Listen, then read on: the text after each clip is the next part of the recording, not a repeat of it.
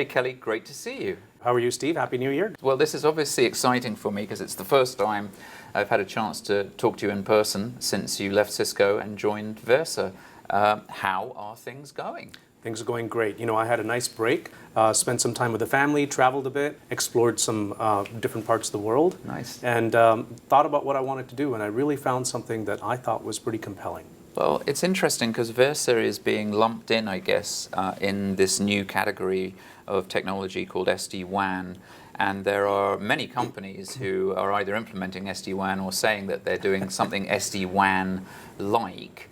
Do you feel comfortable being included in that group? Is that an accurate representation of what you guys are doing? You know, I don't think it is, Okay. because the SD-WAN is an important part, but we're doing a lot more. In fact, I just came back from 2 weeks of visiting customers, and every time we talk to them about what we do, they said, well, you actually do a lot more than all these other guys put together. Because what we're focused on is not just SD-WAN, it's really to help build managed services. Right. And redefine and transform how managed services are delivered to the enterprises through service providers. And that's our differentiation. It's not just SD-WAN, it's a whole lot more of IP services combined with SD-WAN as well. Tell me about those services. What sort of managed services are you enabling for your customers? Well, now, if you take a look at what enterprise is trying to do, because let's start with there and what their problem is, and then let's figure out what we do. If you take an enterprise today, they're focused on driving a few things. The first is direct access to SaaS-based offers like Office 365 and Right. SFDC and everything from across the enterprise. So remote offices also want direct access to that. They're moving workloads to public cloud, and to be able to access public cloud, they no longer want to come through a VPN connection to the data center and then go to the internet. Right. And the third thing is they're trying to drive down WAN cost. Right. They feel that the implementation of things like guest Wi-Fi in their environments is driving a lot of bandwidth needs, which MPLS is probably, you know, a bit on a cost per bit basis a bit too high. Right. So they want to leverage broadband internet. So when you put these together, what an enterprise wants to do then is to be able to implement a hybrid WAN technology which allows them to dynamically choose circuit A, B, or C, depending upon the application, Right. or other things, maybe SLA metrics.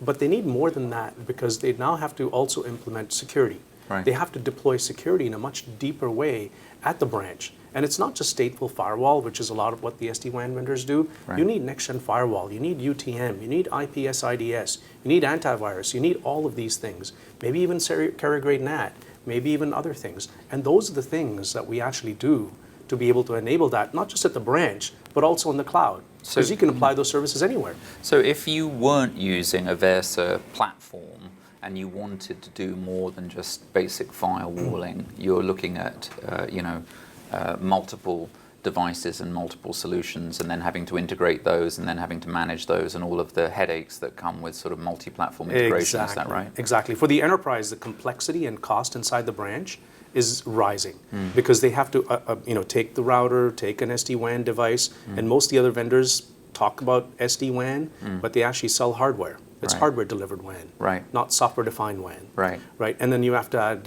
WAN optimization, next-gen firewall or UTM. So it's a full appliance sprawl that's occurring in the branch, Yeah. which is really difficult to manage and maintain. Yeah. And also, change management is really difficult. Well, we're supposed to be getting away from all of those things Yeah. as well, aren't we? So, I mean, essentially, it feels a little bit to me like the approach which you've taken is to start with looking at what the customer wants and then to kind of reverse engineer exactly what they require, but also put it into a single integrated platform. That's But right. I guess one question which the technology journalist in me would like to ask is, how have you managed to get all of this functionality built inside a startup? I mean, you're competing at some point with companies that have multi-billion-dollar R&D budgets and sometimes struggle to get features like this incorporated. What's the secret? Well, that was my sort of wow factor when I was talking to Versa, and what compelled me to come work with them, because I was amazed at the amount of work that they'd done in building out the equivalent of multiple VNFs, packaged together into a single VNF, and doing that. It's phenomenal. The team is high caliber. They've got a GSD attitude. Just kind What's of focus GSD? on get shit done Okay. attitude. And We may have to bleep that out for this audience, but that's pretty good. I like or that. get stuff done. Yeah, get stuff done. Yeah.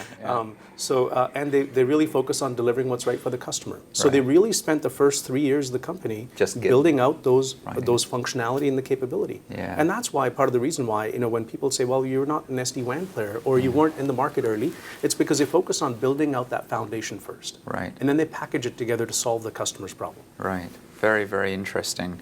I mean, and the essence of the product is incorporates virtualization, obviously, and virtualization is, the wave of 21st century networks. On the other virtualization technology, NFV, is having a pretty tough time actually making it from proof of concept onto live service provider networks. Does SDN virtualization or the type of virtualization that you implement suffer from the same problems? Yeah. What's the difference in implementation there? Well, the first is philosophy, right? The first few years of SDN and NFV has really focused on cost optimization. SD-WAN or managed services, let's call it that, managed services, implementing SDN and NFV for managed services, there's actually a revenue attached to this. And that's what's driving the market towards this direction. And what have we done differently?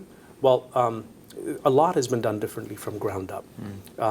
Being able to have a cloud native, and that means using cloud principles in the software that you build to be able to deliver this stuff. Native multi-tenancy, integrated services, as we talked about. These are things that are very different and unique in the industry, and nobody else has done that. So it's all about the money, really. It's all about services for the service provider or managed services, or being able to solve the enterprise problem, and there's money attached to it. Right. And what's the channel to market for you? It's primarily service provider rather than enterprise? Our primary go-to-market is through service providers. Right. We do have enterprises that find us on our website and want to learn about our technology.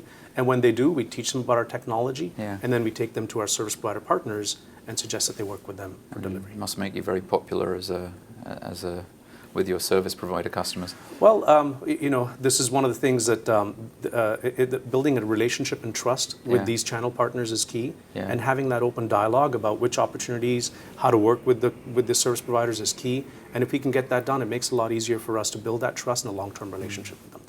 I mean, you've just got here, and yet Versa is obviously absolutely cooking at the moment. I mean, there's so much going on here. The company's growing incredibly fast.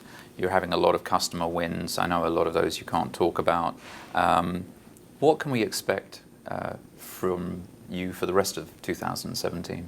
This space of transforming managed services, let's talk about that, and part of that SD-WAN is still sort of forming. Last year, a lot of people were trying it out and figuring out what they wanted to do, if they wanted to do it.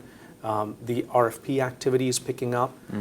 People are actually getting past the POCs and getting into field trials and deployments and making money with it. So I think this is going to be the year that you can actually expect to have established customers who are now starting to deploy and ramp. But the real ramp is still a little ways away, in my view, in terms of the overall market. So the early adopter phase is sort of moving into that stage now where adoption and deployment is going to happen. And then it's going to go into a big sort of scale up in the next year. So what you can expect is more customers, more customer wins, critical and key customer wins, which will allow us to expand our footprint and then help them go into market. You seem very happy here. Are you enjoying the new job? I'm loving it. Okay. It's called, one of my colleagues that became a CEO said, being a CEO, you're living the dream. I'm living the dream right now. It's great. Every day is a new day, lots of customer activity, lots of, and it's not so much about technology, it's really about strategy and business and the combination of those three. I think the Versa team has done a fabulous job over the last few years building a great technology platform. And my focus here is to channel that through the right strategy and grow business. Well, it seems like it's going really well, and we're excited for you, and we're excited to help tell the story this year. It's great to see you again, Kelly. Thank you. Thank you. Same here. Appreciate it.